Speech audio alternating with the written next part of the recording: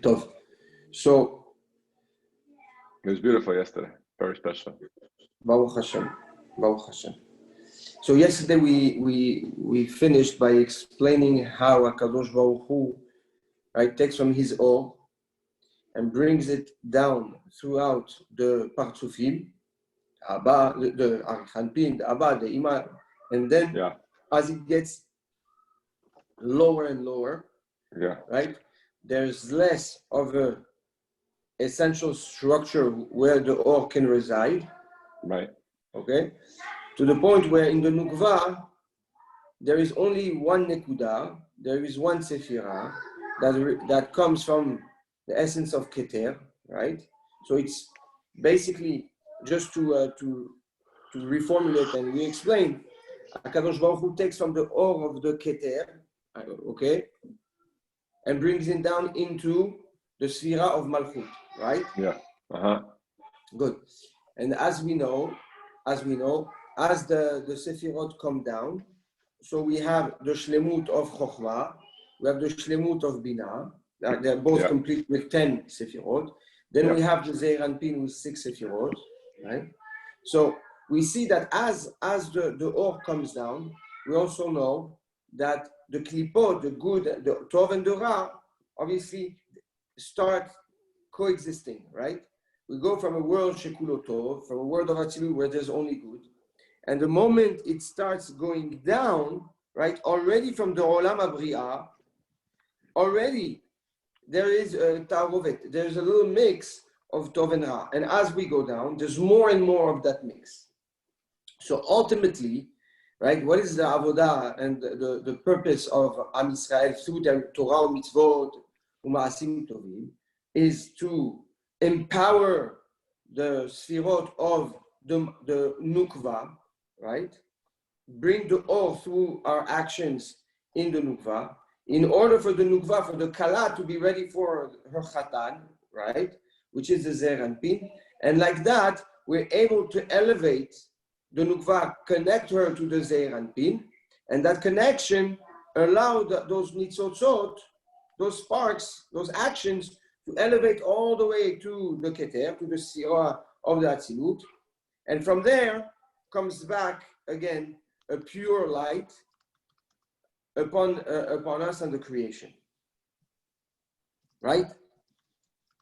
Now, what we need to know is that there is a dynamic, okay, that is happening where when HaKadosh Baruch Hu takes the Or of Keter, okay, basically what's happening, and I want to touch this for a second, that's where we stopped yesterday, is that HaKadosh Baruch Hu separates and that's based on the Tikkun HaZohar, in Tikkun Dalet, okay, the Ari HaKadosh speaks about it in Shara Mitzvot, that when HaKadosh Baruch Hu takes from the Or, from the light of Keter, of the Quran, which is the highest light possible, right?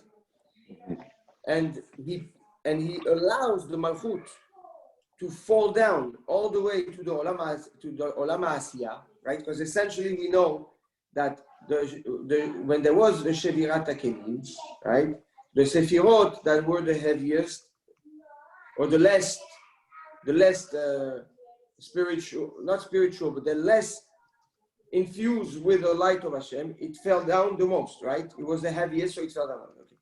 So essentially what happens is that you have the Sephira of the Malchut, right? That sits in the Atzilut, that falls down all the way to the world of Asiyah, right?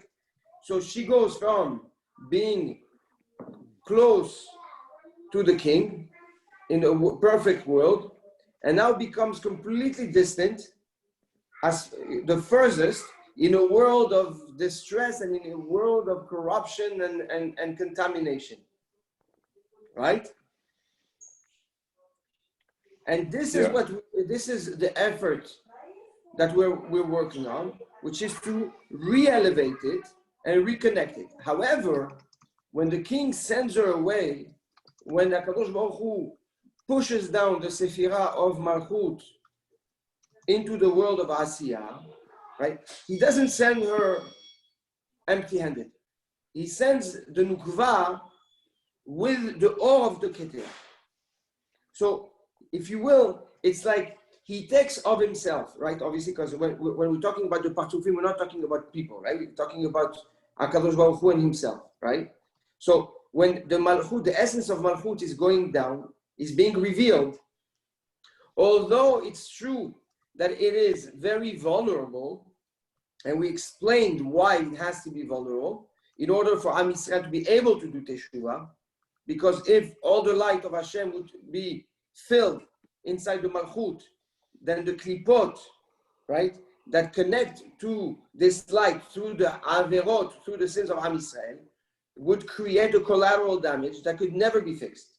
So HaKadosh Baruch Hu sends the Malchut empty, without her guard, without the Nukva doesn't have any structure, any organization around it, but it has a connection to the Keter. How does he have a connection? Does he have a piece of the Keter inside of the Malchut? The ore, yes, the ore of the Malchut that comes down and that crystallizes itself in the Nukva, the Sphira that crystallizes itself is the ore from the Keter. So, for example, you get an apple. The apple itself has inside of it, which is it used to be in part of the word of the higher world, and now it has Atzilut, and now it's in the word of Asiyah. Now you have this apple that inside of it has a small spark of Keter. Correct. So you can eat the apple without a beracha, and you just wasted that Keter. It's more than you wasted the Keter. It's you insulted the king. Insulted the king, because you had the opportunity to bring the Keter back up. Exactly. And the Neshama is the same thing. The Neshama is like the Keter, the crown, right? And that sits in the world of physicality, which is the body and the flesh. Right. So in everything we have a piece of Masim Tovim or Berachot, anything that we do has a little piece of Keter that we're setting back up. Has the ability to release the spark of the Keter from the Nukva and allow it to go back to its shoresh, to its root. And this is why on Rosh Hashanah we say, Imru lefanai malchuyot kedei shetamlichuni alechem. Say in front of me praises of royalty. Right? We speak Amelech HaKadosh, Amelech HaMishpat. We say about Melech, Melech, Melech, which is a tikkun for all the Ketarim that we destroy or we didn't allow to elevate.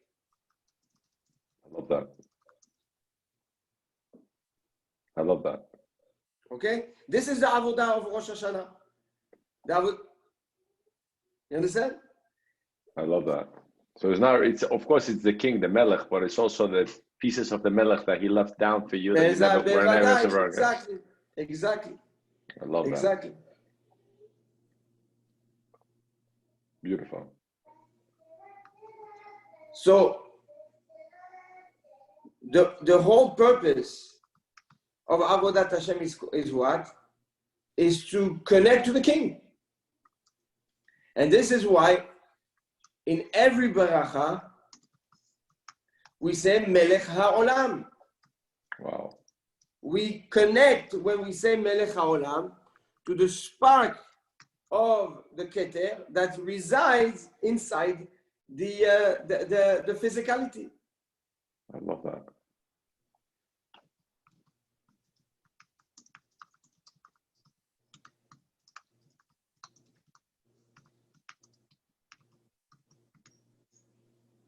Beautiful. Good? Unbelievable. Okay. Baruch Hashem.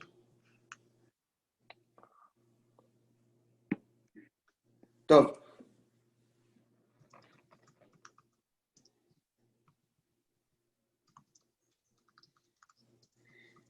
Now, also what we need to know and to learn and to understand, and that's what the Ari HaKadosh says, it's that every night, at Chatzot, Chatzot Laila, the Nukva, the Malchut, is pushed down from the world of Atzilut all the way down to the world of Asiya. Yeah. Why every night? I'm sorry? Why at night? At Chatzot Laila, at the middle of the night, Right. which is the time where, if you will, there's a transition between judgment and Rahamim and Chesed, right? HaKadosh Baruch Hu pushes down the Nukva, the Malchut, from Atzilut all the way down to the Olam HaAsiya, which is the reason why we say Tikkun Hatzot. Tikkun Hatzot is basically to cry. We cry about the destruction of the Beit HaMikdash, right? But we also cry for the Shekhinah that's being pushed down from its original place to a place it really doesn't belong. So maybe we should pray that the Malchuyot doesn't come down in Tikkun Chatzot. That should be the highest part of the prayer. The what? Think about it. If Tikkun Chatzot is the most important part where all the Malchuyot come down, that should be the part that we should all go to shul on Tikkun Chatzot to bring them back up. So that that should be it. So every day we should be doing that. That's why the Mekubalim, where is their focus? When do they start the day? They don't start the day at Shacharit. They start the day at Tikkun Hatzot. Or if you have the whole community going to Tikkun Hatzot. And the Halacha L'Maaseh, Chacham Ovadia, if somebody needs to say or Tikkun Hatzot or Selichot, what should he say? Right, that's a great one. Tikkun Hatzot. Wow. The Tikkun Chatzot, unfortunately, because of its Kedusha and because of its importance, is tackled by all the Kelipot of the night to make people confused, put people in clubs, put people doing crazy things, heavy, tired, asleep, but at not one thing, just not doing the Tikkun Hatzot. Is that in the book? That's in the Siddur, right? The Tikkun Hatzot? Beta, it's the first tefillah you find in the Siddur. If you open a Siddur, before, I don't know about the Kol Yaakov. Kol Yaakov is really written to service the minhag, the practical minhag of Halab. But if you take any regular Siddur, you will find that the first tefillah there is Tikkun Hatzot. I love that. But I'm saying, why don't we have more implemented, like, forget about the Hasidim, like the shuls, why don't they have like the main prayer to be the... Because there's no minyan. It doesn't need to be done as a minyan. It's like you say, Kriyat Shema Lamita. Why don't we gather all together? I'm asking, I don't know. No, it's something that is done between you and yourself, and each person needs to reflect on the Yerida, on the fall down of his own Malchut from his own world of Atzilut into his own world of Asiya. So it's a personal thing. And the entire work, all the way until Arbit, is to rebuild that Malchut and re-elevate it to its right place. It goes up, shines the actions, the light of the actions that we have done that day, crystallizes to if it was done properly to a certain level, and then whatever is left comes down again. But again, so it comes down into Tikkun Chatzot, and then in Shacharit it goes back up. Not Shacharit. At the end of Arbit, right when we finish the day, all the way until Arbit. That's when you send it. That's when you say it's back up. So at night really is very not protected the world. At night, if you think about it. That's why the Mizdatadin. That's why and that's why that's why the nature of men at night is what? Is to be dark, is to feel fear, is the unknown, is the because there's no Malchuyot around you. They went up. It's like the cops. They went to the that's right. Their station. They're not out there. Right. That's right. And when do they go up? Do you say when do they go up at a beat? I know they So go down they in Tikkun Chatzot. When do they go up? they start elevating at Minha already. That's why Minha is called Dinat Akifa, a very strong judgment, except for Shabbat Kodesh, right? That is considered Ra'ava de Ra'avim, the ultimate pleasure and will of Hashem to connect. All day of the week, Minha is considered like Dinakasha, Dinat Akifa, a strong Midat Adin, because it starts elevating itself. All the way to Arbit, where in Arbit already, that's it. It's up. There's no more, if you will, all of our actions of Malchut. It's back into the Atzilut, and it's facing judgment, right? It's like now the Kala is in front of its in-laws. Okay, show me who you are tonight. Okay, what have you accomplished? What you have not accomplished? What you have done? What are you? So if you have the option to learn at the day or at night, you should learn at night. At night, because, bravo. This is why at night you have no protection. The limud at night. I'm sorry. Because at night you have no protection. So that's the first. That's the first part of the night. Right. So that's why in the first part of the night we don't say Tehillim also, because of the Midat Adin, right? Because they're still going up. From Chatzot on, the Malchut comes back to us. We need to carry it. We need to feel it, and we infuse the Rahamim, the Chasadim, Chut Shel Chesed. Wow, it all makes sense now. So, but there's something interesting, is that the Tikkunei Zohar, the Zohar Kadosh actually, the Zohar Kadosh, sorry, not the Tikkunei Zohar,